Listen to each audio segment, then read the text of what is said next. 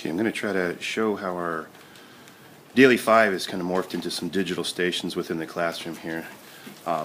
When the kids start, I have a list up on the board here where we've got the different groups and we switch those out to a sound where they work in 20 to 30 minute stations. Some of the traditional Daily 5, we have our work on writing, and this is our center here for work on writing, and there's usually 2 or 3 assignments, and you can see the kids that are working on work on writing, they have the cards in front of them with the information that they need to write on, and that's more of a traditional based writing center, you know, similar to what Daily 5 has. We haven't switched too much to a digital format on that. On the blinds of our wall, we have our cafe board and our menu. These are the subjects that we've covered so far in class. We like to put those up there as we go through them. The kids on work on writing are doing different writing activities centered within that station. Back here we have a digital station. It's kind of labeled Moodle. What we've done is taken all of our ELA content and uploaded it to a Moodle site, and these guys right now are working on an ELA assignment. I believe they're working on a chronological order assignment. So they'll come back here at this station, log on, and complete the work, whatever's put up there on the Moodle for them that day. So that's kind of changed into a digital station as well. Our Read to Self area, we started the year off in a traditional Read to Self where the kids were working on self-paced guided reading, but we've kind of switched it up a little bit, and now these guys are working on a MobyMax site for reading.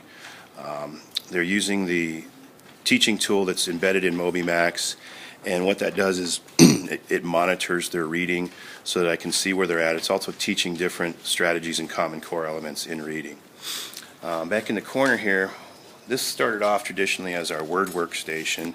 These guys were working on word work and vocabulary, and we've kind of switched that up now to more of a project-based learning unit that the kids are working on now.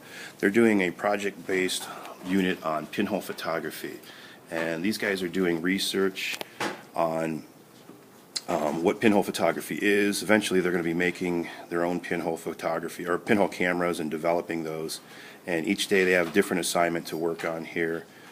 Right now they're working on actually the construction and development of the camera, doing the research on the iPads to find that information out. And usually the group that I'm leading would be up here. This would be the Teachers Center group where I conference with kids. Since I'm filming today, what these guys are doing is they're working on the novel study. So this small group will be working on the novel, reading it, and actually they'll be working off the iPads as well. When they're done with their reading, they're going to do some comprehension questions that we've uploaded onto the Moodle site as well. As far as computers, we have a classroom card of 20. We have that for about 2 hours a day usually. We're trying to get that up. We are not one-on-one.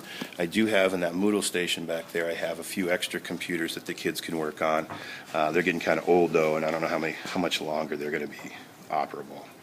But that's kind of how we switched and transformed our Daily 5 into more of digital stations for the kids' content.